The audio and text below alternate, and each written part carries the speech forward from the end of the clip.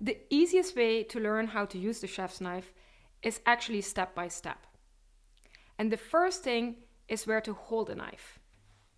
You actually hold the knife on the blade. So you make a V and you put your index finger on one side and your thumb on the other. The rest of your fingers loosely grip the handle. This is called the pinch grip because I'm actually pinching the blade. The pinch grip will give you the best control over the knife and it won't feel as big. Now you know how to hold the knife, it's actually important that you place it on the board correctly. And you actually place it in a 45-degree angle from your body. The knife will be a natural extension of your arm and you can cut for a very long time without getting tired. Now you know how to hold a knife and where to place it on the board. I'm actually going to show you how to use it. So you start with the tip of the knife on the cutting board. Then you move backwards and you go down.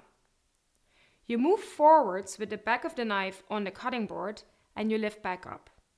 As you can see, there's always a point of the knife on the cutting board. Your hand and the blade are now riding a circle in the air. Now, what is the other hand going to do? The other hand is actually called the guiding hand, and it has to be in a claw or a spider grip position on the board. Eventually, the blade is actually going to touch the most exposed knuckle. This can be your index finger or your middle finger. It's called the guiding hand because it's actually going to guide the blade and it's going to decide how big the pieces will be. If it moves back fast, the pieces will become big. If it moves back slow, the pieces will become small. We're going to cut some produce. So see how I'm putting my hand over the knife?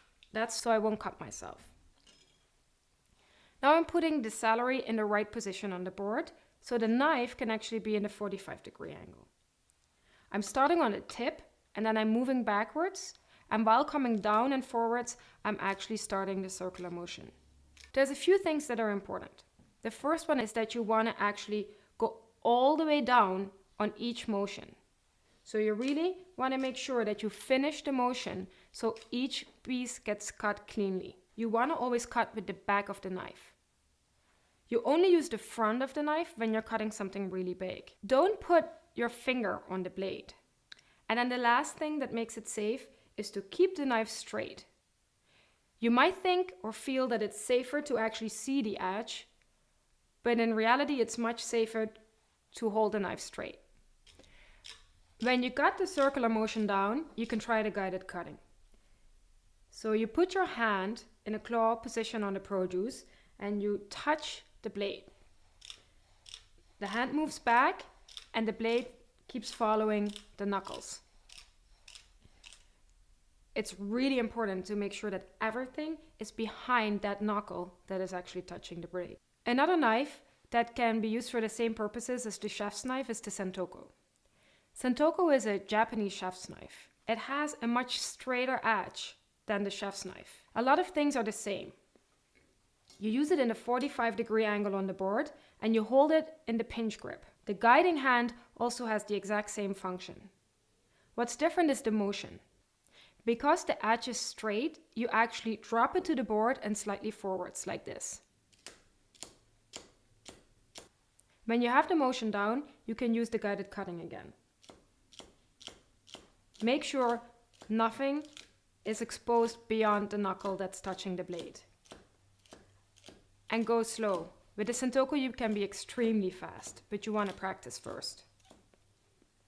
Now you know how to use the most important knives. You really want to use the chef's knife or the Santoku 90% of the time. This will make any cutting job much easier and faster.